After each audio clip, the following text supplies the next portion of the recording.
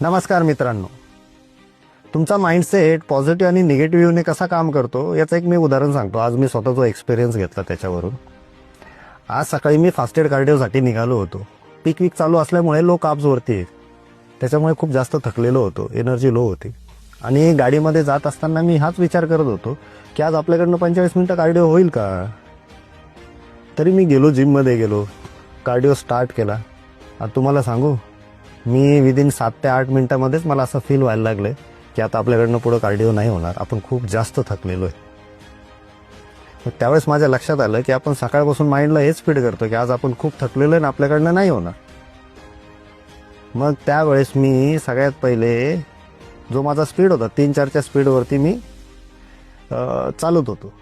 मग तो स्पीड मी फार एक वरतीच घेऊन आलो आणि स्वतःला जे गाणं मला आवडतं ते लावलं आणि फक्त चालत राहिलो, मनात कोणताच विचार ठेवला नाही.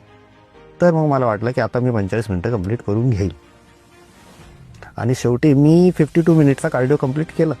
तसं हे आपल्या पर्सनल लाईफमध्ये सुद्धा आहे. ज्यावेळेस तुम्हाला वाटलं ना तुमच्या प्रवासात आता तुम्ही करू शकणार नाही, त्यावेळेस थांबू नका, स्पीड कमी करा, पण चालत राहा. स्लो स्पीड असला तरी चालेल, तो नक्की तुम्हाला रिझल्ट देईल. कारण थांबण्यापेक्षा चालत राहणं हे कधीही महत्त्वाचं आहे. So be positive, be continue.